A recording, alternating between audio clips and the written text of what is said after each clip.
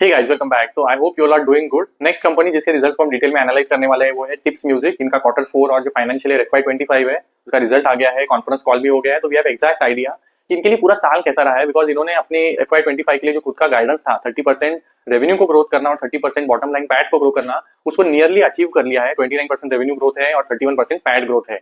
तो they have deliver what they had said. तो now question is इनका next year के लिए टारगेट क्या है। तो इन्होंने सिमिलर सा गाइडेंस रखा है, 30% टॉप लाइन को ग्रो करना और बॉटम लाइन को भी 30% से ग्रो करना। विल अंडरस्टैंड इसके पीछे के ट्रिगर्स क्या है, इनको ये कॉन्फिडेंस कहाँ से आता है, ये ग्रोथ आने कहाँ से वाली है। तो ये सारे पॉइंट्स पे आज हम डिटेल में डिस्कशन करने वाले हैं। As usual, before going into their numbers and performance, let's spend 1 minute understanding इनका बिजनेस मॉडल क्या है।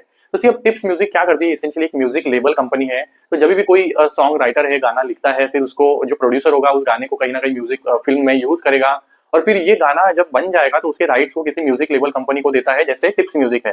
अब टिप्स म्यूजिक क्या करेगा, वो गाना कंज्यूमर्स तक, जो इसके यूजर्स जो देखना चाहते हैं उन तक पहुंचाएगा थ्रू डिफरेंट प्लेटफॉर्म्स लाइक से digital platforms like YouTube, right. तो इन लाइसेंसिंग फीस के थ्रू फिर उसके लिए रेवेन्यू आता है। और ये इन्होंने ओवर द पीरियड 32,000 सॉन्ग्स की लाइब्रेरी क्रिएट की है, जिसमें से कुछ इनके खुद के सॉन्ग्स है जो ये प्रोड्यूस करते हैं और कुछ इन्होंने एक्वायर किए हैं।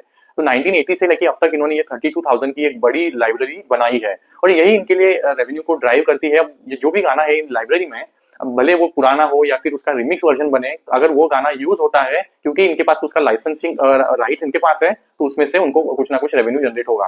तो ये इनका सिंपल सा बिजनेस मॉडल है। और इनका सी अब अंडरस्टैंड करना ये भी जरूरी है, इनका लॉजिक कि why music as the focus, because there are different options, right. मतलब वेब सीरीज बना सकते हैं, फिल्म्स बना सकते हैं, बट इन्होंने अपनी पीपीटी में एक फनल शेयर किया। If you look at it you will understand और logically make sense as well कि म्यूजिक का जो शेल्फ लाइफ होता है ना, बाकी कोई भी फॉर्मेट से सबसे ज्यादा होता है। मतलब we like to listen to music which is old, फिर उसका अगेन आफ्टर सम पीरियड कुछ ना कुछ रिमिक्स बनता है। तो म्यूजिक का जो कंजम्पशन है वो होता ही रहता है, एंड इट ग्रोज, राइट। मतलब शेल्फ लाइफ सबसे बड़ा होने की वजह से it keeps generating revenue for you. अब टिपिकली कोई भी जो म्यूजिक एक्वायर करते हैं, बेस्ड ऑन द क्वालिटी कितना अच्छा है, उसमें उसमें उसको किसने बनाया है, उसमें कौन सा स्टार कास्ट है, गाना किसने गाया है, उसका जो पे बैक है वो कम ज्यादा हो सकता है। तो टिपिकली इनके लिए इन्होंने जब इनके कॉन कॉल में मेंशन किया, टिपिकली कोई भी गाना एक्वायर करने के बाद 3 से 4 साल, मैक्स टू मैक्स 5 इयर्स में उसका जो पूरा कंटेंट कॉस्ट है उसको ये रिकवर कर लेते हैं। एंड देन उसके बाद जो जितना भी वो गाना जितने साल के लिए चलेगा, it's actually bonus that's they kind of generate, right. मतलब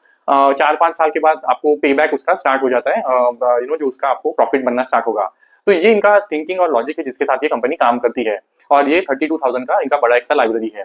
अब ये कंपनी 8,000 मार्केट करोड़ का कुछ इसका मार्केट कैप है, विद हार्डली 100 एम्प्लॉयज के साथ ये काम करती है, और they have partnership with different platform. तो इनका अगर रेवेन्यू का अगर स्प्लिट देखेंगे तो एक अराउंड 45-50% जो रेवेन्यू है इनका जो डिजिटल प्लेटफॉर्म के अंदर यूट्यूब से आता है, तो ये सबसे बड़ा रेवेन्यू जनरेटर है इनके लिए। यूट्यूब के अलावा फिर जो अदर डिजिटल प्लेटफॉर्म्स हैं, जैसे सावन हो गया, देन स्पॉटिफाई हो गया, अमेजॉन म्यूजिक हो गया, iTunes हो गया, ये सारे जो डिफरेंट डिजिटल अदर प्लेटफॉर्म्स है, वहां से अराउंड 20-25% रेवेन्यू आता है। और जो रिमेनिंग 20-25% है वो फिजिकल या फिर जो लाइव परफॉर्मेंसेस होते हैं वहां से आता है। तो सपोज कोई दिलजीत अपने कोई कॉन्सर्ट में गाना गा रहा है जिसका म्यूजिक राइट्स टिप्स के पास है, तो ऑब्वियसली कुछ ना कुछ परसेंटेज शेयरिंग होगा रेवेन्यू का, जो टिप्स म्यूजिक के पास आएगा। और क्योंकि अब ये कॉन्सर्ट या फिर जो लाइव परफॉर्मेंसेस का जो ग्रोथ है वो बढ़ रहा है, there is appeal to this kind of format जहाँ पे म्यूजिक का कंजम्पशन होता है, तो it is naturally adding Tips music as well. तो ये इनके रेवेन्यू के स्ट्रीम्स है। सी अब इनका जो क्वार्टर 4 का परफॉर्मेंस है, if you look at the numbers, इन्होंने किया है 24% का रेवेन्यू ग्रोथ, 78 करोड़ का रेवेन्यू आया है, एबिटा 24% से बड़ा है, पैट 19% से बड़ा है, और मार्जिन भी अराउंड स्टेबल रहे हैं, 47.5% एबिटा एंड 39% पैट। अगर ईयरली नंबर्स देखेंगे तो वहां पे एज वी ऑलरेडी सेड कि नियरली अपने गाइडेंस को मीट कर लिया है, 30% रेवेन्यू और बॉटम लाइन में ग्रोथ है, और मार्जिन हेल्दी है, 66.5 एबिटा एंड 53.6% पैट मार्जिन। तो अच्छा खासा इन्होंने परफॉर्मेंस दिया है। But now point two note is, if you compare yearly performance with जो क्वार्टर 4 का नंबर है, यू विल नोटिस कि यहाँ पे मार्जिन थोड़े से कम है। बट ये होता क्या है ना, इनके जो नंबर्स है उसमें एक पैटर्न है। मतलब इफ यू लुक एट इनका जो कंटेंट कॉस्ट होता है, वो टिपिकली जो क्वार्टर 4 होता है वहां पे थोड़ा ज्यादा होता है compare to Q1, Q2, Q3।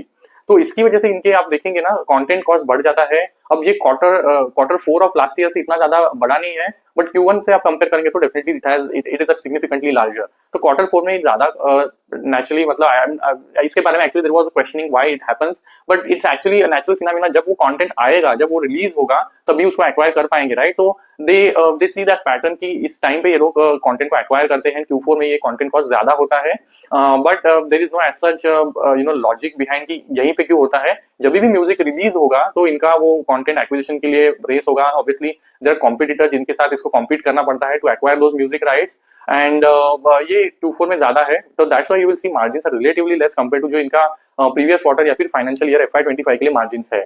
But इन्होंने अगेन अपने नंबर्स को एज वी सेड कि मेंटेन किया है। अब जो इनके नंबर्स है ना, उसको typically quarter on quarter compare करना is not a good idea, because these are the points that I will take you through. See, अब जब म्यूजिक का रिलीज होगा, जब वो गाना आएगा, तभी टिप्स या फिर जो अदर लेबल्स है उसको एक्वायर कर सकते हैं, and there is no certainty कि ये कब आएगा। कभी कभार डिलेज भी हो जाते हैं because of some unforeseen events. तो कभी Q1 में जो होना होता है वो आगे पुश हो जाता है, Q2 में हो जाता है। तो there are always those kinds of delays and we can never anticipate कि ये एक फिक्स पैटर्न फॉलो करेगा। तो दैट्स एस्पेक्ट इनका जो बिजनेस मॉडल है, बेस्ड ऑन जब म्यूजिक रिलीज होगा उसके हिसाब से इनके कंटेंट कॉस्ट वेरी होते हैं, एंड दैट्स व्हाई कंपेयरिंग इनका बिजनेस रिजल्ट्स या फिर updates every quarter and quarter basis is not a good idea. Yearly performance को डेफिनेटली हम कंपेयर करके देख सकते हैं कि एक कंपनी का जो डायरेक्शन है वो कहाँ पे जा रहा है। तो that's the first aspect. Second aspect, ये जो भी पार्टनरशिप्स करते हैं, जैसे इनका वार्नर म्यूजिक के साथ या फिर लास्ट क्वार्टर जो इनका टिकटॉक के साथ पार्टनरशिप हुआ था, तो ये जो पार्टनरशिप्स होते हैं और यहाँ से जो रेवेन्यू जनरेट होता है, जैसे वार्नर के साथ इनका मिनिमम बिजनेस गारंटी का जो MG का जो पार्टनरशिप है, जहां से इनको कुछ भी हो जाए, कुछ ना कुछ तो रेवेन्यू आने वाला है, हर क्वार्टर में एडवांसेस आते हैं।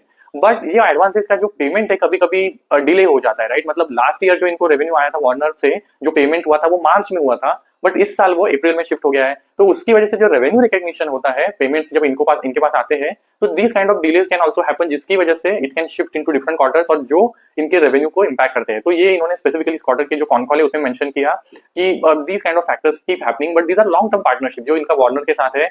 तो जनरली मार्च अप्रैल के आसपास एक इनको पेमेंट आता है, और दूसरा आई थिंक सितंबर अक्टूबर के आसपास आता है, जो इनका एग्रीमेंट है जो वार्नर के साथ। तो ये फैक्टर्स होते हैं। इसके अलावा जो कंजम्पशन है, म्यूजिक का consumption based on the different factors, अभी क्या चल रहा है, बेस्ड ऑन जो फ्लेवर है मार्केट में, इट कैन वेरी, एंड जो रिलीज होगा एंड जो कंजम्पशन है उसके पैटर्न्स में देयर कैन बी वेरिएशन, जिसकी वजह से इनके व्यूअरशिप्स या फिर जो रेवेन्यू है वो it can fluctuate a bit, but over the period yearly कैसे कंपनी ग्रो कर रहा है, that is a better parameter to understand company किस डायरेक्शन में जा रहा है। So these are the point I wanted to highlight. It's better to compare them on a yearly basis. See, अब इनके जो पार्टनरशिप हुए हैं, जैसे हमने बोला कि वार्नर के साथ इन्होंने Q2 में अनाउंस किया था, Q3 में इनका टिकटॉक के साथ डील हुआ था, वैसे ही इस क्वार्टर में इन्होंने स्पेसिफिकली जो डील के बारे में मेंशन किया है, जो इनका पार्टनरशिप हुआ है सोनी म्यूजिक के साथ, जहां से इन्होंने which is a very big deal for them, because ये लास्ट इनका 2 साल पहले भी डील था, बट इस टाइम जो इन्होंने डील किया है ये 4 टाइम्स लार्जर है। तो if you look at this snippet you will understand ये डील कितना सिग्निफिकेंट है, because Sony music essentially is a big player, 31% का मार्केट शेयर ये होल्ड करती है,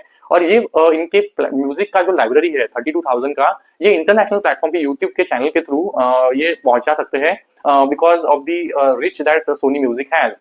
तो ये अच्छा ग्रोथ ड्राइवर इनके लिए होने वाला है, अपार्ट फ्रॉम जो इन्होंने पास में डील्स किए हैं, जैसे वार्नर वाला डील है वो इनको एक्सेस देता है जो मेटा के प्लेटफॉर्म से, जैसे फेसबुक हो गया, इंस्टाग्राम हो गया, वहां पे इनकी म्यूजिक को लोगों तक पहुंचाते हैं, राइट? एंड देन फिर मेटा जो वार्नर है इनको पे करता है ऑन अ पीरियोडिक बेसिस।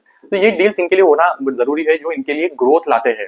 अब जो सेकंड चीजें इन्होंने बोली कि there is a strong pipeline of जो म्यूजिक है वो आने वाला है, even 12 films that they are targeting to release in this year FY26, जो इन हाउस होने वाले हैं, और इसका म्यूजिक राइट्स इनके पास आएगा, तो that will add to their kitty of जो इनका ऑलरेडी एक बड़ा सा लाइब्रेरी है। तो ये फिल्म्स का राइट्स इनके पास आएगा, जो गाना इनकी किटी में ऐड होगा। इस साल में अगर आप देखोगे तो इन्होंने कितने गाने ऐड किए हैं, तो around I think they have added I think 700 around song, sorry 443 song, जो पिछले साल के 733 से डेफिनेटली कम है in terms of volume. But इनकी फिलोसॉफी आप सुनेंगे, if you hear to their management, इनकी मैनेजमेंट का कहना है कि we have now started focusing more on quality. इन्होंने लास्ट क्वार्टर में भी ये मेंशन किया था, किसी एक्वायरिंग कोई भी कंटेंट एक्वायर करने के बाद उसका पे बैक पीरियड 4 to 5 years का होता है, और ये तभी आएगा, अचीव हो सकता है अगर वो क्वालिटी कंटेंट हो। अब अगर हम क्वांटिटी पे ज्यादा फोकस करें, वॉल्यूम पे ज्यादा फोकस करें, और अगर वो फेल हो जाए, वो हिट ना निकलेगा ना, तो पे बैक तो आने से रहा, राइट? तो अगर क्वालिटी पे फोकस करें तो देयर इज हायर चांस कि that payback will happen quicker and it will entirely get recovered. So that's why they have started focusing more on quality.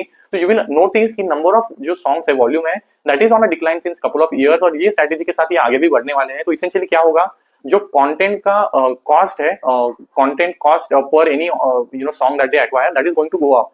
तो even that has happened in this financial year as well because the number of songs are getting reduced. अब अगर आप इनके views देखेंगे तो even that over a period of last financial year seems to have grown at a slower pace. जो 193 के आसपास थे बिलियन व्यूज, अभी वो 228 पे है. तो it's slower pace compare to last years में जो इन्होंने ग्रोथ दिखाया था. बट इसके पीछे इन्होंने ऑब्वियसली एक रीजनिंग दिया है कि earlier we had lot many views that were generating through shorts, but short में रेम्यूनरेशन करना, पैसा जनरेट होना इज अ बिट डिफिकल्ट. तो ये जो इनका लॉजिकल थिंकिंग के साथ ये जो शिफ्ट कर रहे हैं, long format of the videos पे ज्यादा फोकस कर रहे हैं, and that's why the number of views have reduced, ये इनका कहना है. तो देखते हैं अब ये आगे चलते कैसे आगे बढ़ते हैं इसका नंबर को ग्रो करने के लिए. बट इनका जो सब्सक्राइबर बेस है that is growing. Last I think quarter तक हमने आई थिंक 113 मिलियन पे था, अब वो आई थिंक 117 मिलियन पे, अराउंड 12 करोड़ के आसपास इनका नंबर ऑफ सब्सक्राइबर बेस बढ़ा है. तो ये चलो बात हो गया यूट्यूब के बारे में. तो अभी अगर डिफरेंट अदर डिजिटल प्लेटफॉर्म के बारे में इनकी जो अपडेट्स है, like they constantly mentioned about कि जो पेड सब्सक्राइबर बेस है अक्रॉस यूट्यूब हो गया या फिर other music platforms like Spotify, Jio Sawan, it is on a rising trend. तो कुछ नंबर्स को इन्होंने शेयर किया. तो स्पॉटिफाई के बारे में इन्होंने बोला कि we see a good trend कि जहाँ पे paid subscriber on this platform are increasing, which is positive because इनके लिए अगर आप ये देखेंगे, if you look at this pie chart you will understand कि म्यूजिक जो ग्लोबल म्यूजिक रेवेन्यू जो सोर्सेस है ना, उसमें सब्सक्रिप्शन और एड जो रेवेन्यू जनरेट होता है वो सबसे बड़ा है. 60% से आई थिंक 60-65% का जो कंट्रीब्यूशन है दो फैक्टर से आता है, जो सब्सक्रिप्शन है एंड एड. तो ये सब्सक्रिप्शन का परसेंटेज बढ़ेगा तो इट विल डेफिनेटली हेल्प जो ये म्यूजिक लेवल कंपनीज होती है, बिकॉज कंटेंट तो इनका ही कंज्यूम होने वाला है, राइट. तो फिर इनके लिए वो रेवेन्यू स्ट्रीम जो रेवेन्यू है वो बढ़ जाता है. अब ग्लोबली जो म्यूजिक स्ट्रीम होता है ईयरली, उसमें से अराउंड 15% का कंट्रीब्यूशन इंडियन है, मतलब जो वॉल्यूम वाइज है वो 15% है.